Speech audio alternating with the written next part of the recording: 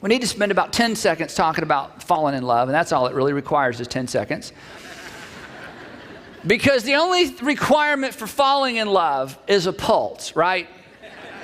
I mean, if you have a pulse, you can fall in love. Some of you are in love with people you've never met. They're on TV and you're just in love. You just stare at them and you think, I'm so in love with him. I'm so in love with her. I mean, she reads the news and you're in love with her, So anyway, so it just doesn't, in fact, as we've already talked about, there are 1,500 organizations in this country, 1,500, that if you pay them your money and give them a profile, they will connect you with somebody with a similar profile. It is, and you may not believe this, it has never been easier to fall in love. It has never been easier to connect with a broader number of people because of media and because of social networking. It has never been easier to fall in love, but I would argue, and I bet you would agree, it's never been more difficult to stay in love. And yet that's what we want. And we somehow think it's possible. And we keep looking around thinking maybe we're going to find the one. Because there's something in you and there's something in me that wants to finish life and do life with that special someone. We don't want to just be in a relationship. We don't want to just survive the years. We want to be in love. But it's getting more and more difficult. And there's several reasons why it's so difficult. And none of this is new information. Part of it's what you saw growing up, right? Part of it's what you experienced. The truth is, very few people have ever been around a healthy, romantic, marriage, couple relationship. Most people have never seen one. I mean, seen one like tracked with it over a period of years, having grown up in a home where your parents, were on the same page and had the kind of relationship you wanted to have one day. Very few people have ever even seen it. So consequently, what's modeled for us and the law of relationship and the rules of relationship are so wrong, and yet they're the very ones we adopt, that it makes it almost impossible for us to stay in love. I mean, here's what a lot of us grew up with. Do unto others as they deserve to be done unto, right? Do unto others as they do unto you. Isn't that it? Do unto others as your mood would have it. Do unto others so as to get them to see things your way. Do unto others until you wear them down and get your way. Do unto others until you're ready to leave.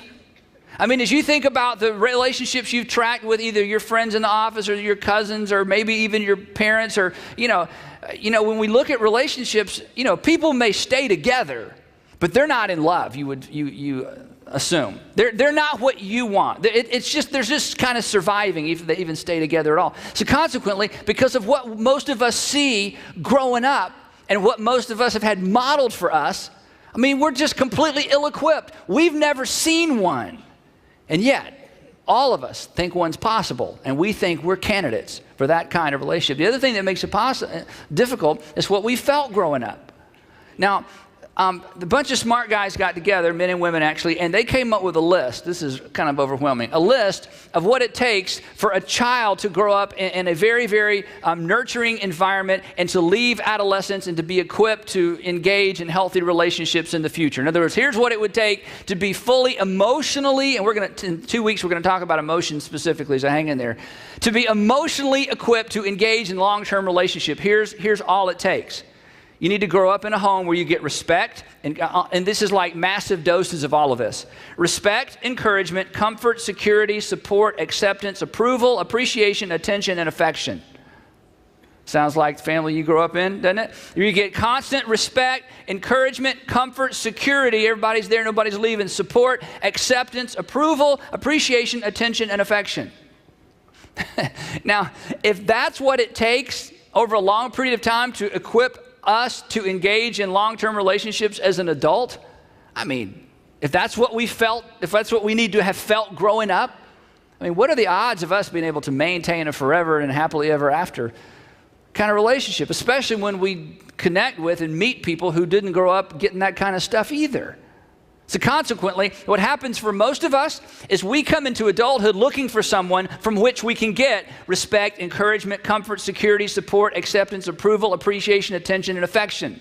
And I fall in love with you, but now that we're both in love with each other, I'm wondering, are you going to give me respect, encouragement, comfort, security, support, acceptance, approval, appreciation, attention, and affection, or are you just cute? Or do you just have a good job? Because once we're in love with each other, what begins as a hug around the neck becomes a stranglehold. Give me affection, comfort, security, love. I got to have it. I got to have it. Because I came into this thing with a deficit. I've been malnutritioned in terms of love and affection and all that stuff. And I'm going to squeeze it out of you. And you're going to squeeze it out of me. And I just wonder why I don't think you're so cute anymore. And that car, so what, And all of a sudden, the things that just, created this emotional energy where we couldn't stay away from each other, somehow it starts to go away. Part of what makes it so hard is what we have felt and haven't felt. And here's just a disturbing statistic, and this has been true for years. This is this year's statistic, but it's been this way for years. 40% of the children born in this country this year will be born into homes where there's no dad. 40%. There will be no stable male influence at all. 40%. Now, we can argue all day long about single moms and nurturing and all that stuff, and I'm not here to try to make a statement. I'm just telling you. If it takes all of that to equip someone to engage relationally and stay engaged relationally and be a healthy relationship, and 40% of the babies born in our country will never have a meaningful relationship with their father at all, I'm just telling you, they're going to struggle. There's a deficit, and it's not their fault any more than it's probably your fault. But it's the reality. And yet, you're equipped to fall in love. But I think in terms of what's been modeled and what we have felt, many of us are not equipped to stay in love. And then there's another thing that makes this really, really difficult. Our culture, and you know this, none of this is new information, our culture has a really low threshold of pain relationally, a really low relational threshold for pain, which means it doesn't have to hurt too bad, and we just decide to get out, right? Gone are the days where I said I do, and I do means I do, and I'm going to keep doing whether I like it or not, and whether she or he likes it or not, we're just doing. I do'd, and we do. That's what we do. That day's gone, right? That it just doesn't take a lot of pain. And plus, in our culture, the message you and I get every single day, and maybe you think this is true, and we can talk about that later. The message we get every single day is if you're not happy in your current relationship, it's because you're with the wrong person. You chose poorly. You need to re-choose. You need to reboot. You need to get out. You need to start over because you chose poorly. And if you'll just keep looking, you'll find that soulmate. And if you'll keep moving from relationship to relationship, eventually it's going to happen to you because you're finally going to meet the right person. But if you talk to people who've been married 20 years plus, who are still in love, and ask them about that approach, they will tell you there were times along the way these 20 years that I wondered if I had the right person. But I decided that the person I chose was going to be the right person. And we're so glad we worked through those difficulties, because choosing the right person is part of it. But learning to be and to become the right person is the other part of it. And it's the part of it that we get no help for, I should say, from culture and from the world around us. Now, so if we just stop there, odds are, you may want to finish with somebody and you may want to stay in love forever. You may want your current relationship to, become more about in love than just surviving life. You may want it to be that way. But I'm telling you, the odds are against you. The odds are against me. It may be possible. It is not probable. Aren't you glad we don't close in prayer there? Send you home encouraged. Now, here's the thing. Look up here. This is so important, okay? This is so important. Into that chaos that all of us can relate to. I mean, we've all been dinged up and hurt and got stories, whether it's your parents or your previous marriage or you're watching one of your kids go through something. Into all of that chaos, Jesus speaks 2,000 years ago. 2,000 years ago, he's with his guys, and he gives us the foundation for enduring relationships. He gives us the foundation for enduring love relationships. I think it's the foundation for enduring romantic love, in love, can't wait to get home in the afternoon, can't wait to hear the garage door open, kind of relationships. And it's so simple. It's so counterintuitive. It's so not a part of the way we normally think. It is a paradigm shift. It's readjusting north on your relational compass. But it's so simple that even when I say it, it's kind of like, ooh, Woo, yeah, heard that before. Now give me something rich, give me something practical. Andy, I've got her here. Now come on, work on her. Come on, she's here, buddy. Here, this is your big chance, okay? She didn't want to come because she's, but come on. I got him here, he told me to bring the CD home. I'm bringing the CD home. So this is it, we're hanging by a thread. I'm telling you, but again, don't take my word for it. Just find the people, if you can find them, who you look at their marriage and you go, that's where I want to be when I'm that age. That's what I want going on in my relationship next time I have one or in my current relationship. And here's what you're going to find. This is so simple. It's so powerful. It's so rare. It's so accessible. It's so available if two people will simply accept this basic teaching of Jesus. This is in John chapter 13, verse 34. We're just looking at one verse from Jesus. And one more verse in just a minute. Here's what he says. He's got his guys together and he says, a new command I give you. In other words, guys, you got the 10 commandments and you got 700 other, Old Testament laws to support the 10 commandments. I'm going to give you a new one. And when I tell you what it is, it's not even really that new. And the little Greek word for new can mean other things, and I'm wondering if maybe it means something else. Because the word can mean extraordinary. It can also mean hidden and recently discovered. It can mean remarkable. Maybe he's saying, I'm going to give you a remarkable command. It's so remarkable that you're going to be unimpressed, but if you sit on it for a while, you'll realize this is a remarkable command. And here's his command. Love one another. Oh, man, Andy, you should have studied harder. Is that it? But listen to what Jesus does, and it'll slip right by you if you're not careful. Jesus takes a word that we normally use as a noun, and he makes it a verb. It's an imperative. It's a command. He says, look, guys, here's the deal. I want you to go and love one another. I know love is something you fall into like a pool and out of like a high chair. I mean, I realize love is like a noun, okay? But I'm making it a verb. I want you to love one another, which means Jesus would not have been a very good marriage counselor probably, or a relationship counselor, or a couple counselor, because you'd have gone to him and said, she does this and she does that and she does this and she does that. And Jesus would look at you and say, well, are you loving her? Well, I used to. No, you don't used to. You used to noun. You don't use to verb.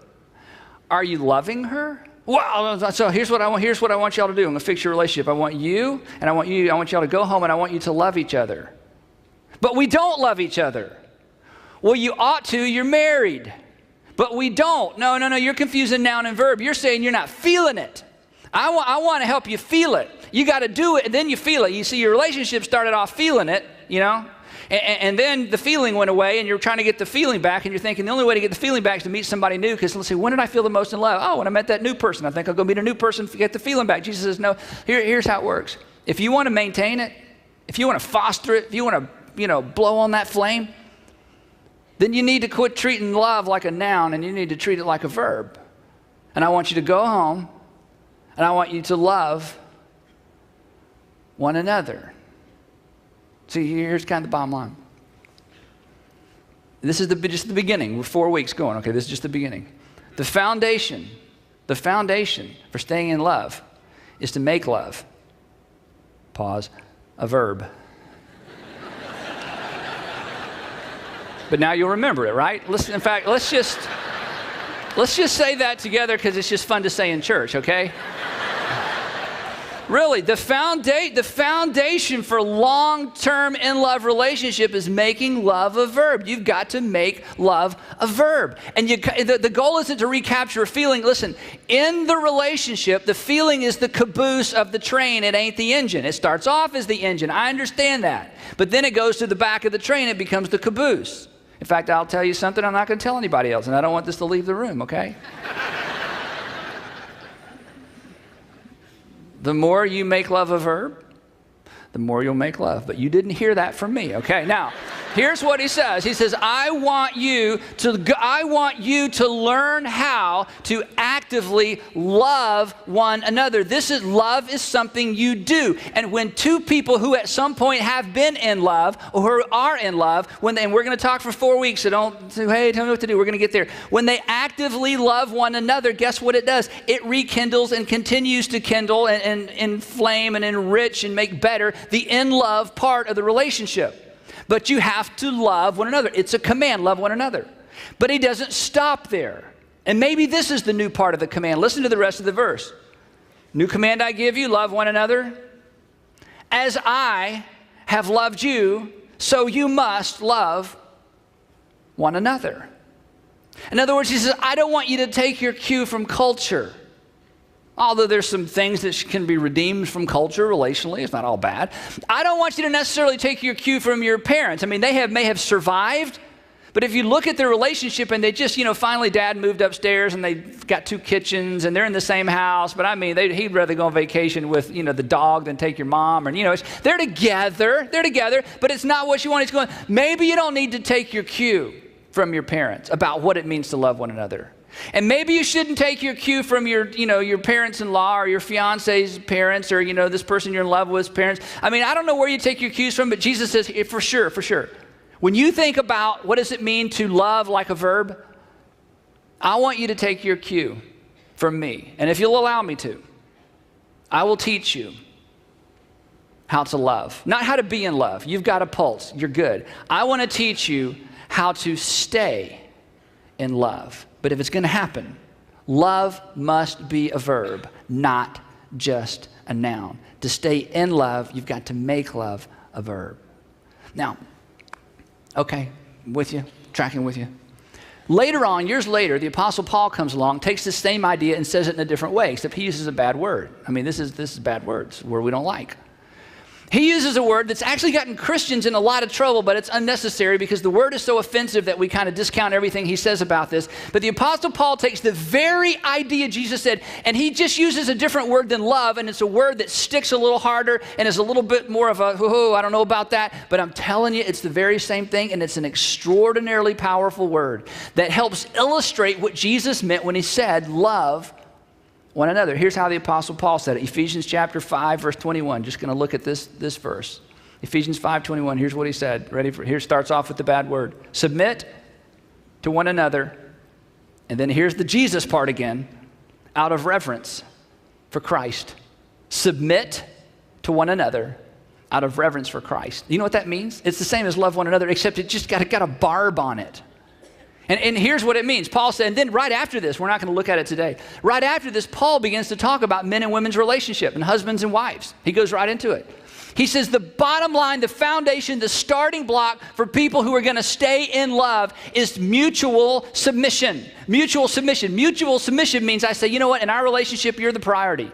And you say, no, Andy, in our relationship, you're the priority. I go, no. In our relationship, you're the priority. No. Gomer, you're the priority. No, Luann, you're the priority. In other words, the big conflict in the relationship is who's going to be first, who's going to take priority. And, I'm saying it's you and you're saying it's me. That's mutual submission. Let me just tell you, I don't know if you've ever seen that in a marriage. I don't know if you've ever seen that between a man and a woman or between people in love. But I want to tell you something. When you see it, it's powerful. It is rare because it's scary. Because somebody has to go first. Somebody has to say, you know what? You're the priority in this relationship. And even if you don't make me the priority, I'm making you the priority in the relationship. When two people get that going on, I'm telling you, love is alive and well in that relationship. It's so rare. Very few of us listening to this message have ever seen it. But when you see it, you go, that is what I want. Paul says, this is what Jesus was talking about. Mutual submission. You first. No, you first. No, you first. No, you. Now, you may never go in the building because you'll be holding the door for the rest of your life, but it's okay. You first. No, you first. No, we're gonna talk about this a lot in the next few weeks. But that's the beginning. That's the foundation. Love, actively, verb one another. Specifically, submit. Submit means you place yourself under the other person, not because by birth order or by financial status or some other caste system you're not as important. That's not it at all, as we're going to see next week. It's a choice you make. It's a choice you make. It's a decision you make, regardless of who I am and what I had and what I brought into the marriage and who I'm related to and whatever else. I am choosing to place myself under you as you choose to place yourself under me. You say, Andy, that doesn't even make sense. I know it doesn't really make sense, but I'm telling you what, when you experience it, when you see it, when you watch one of those, when you get into one of those, that's the foundation for staying in love.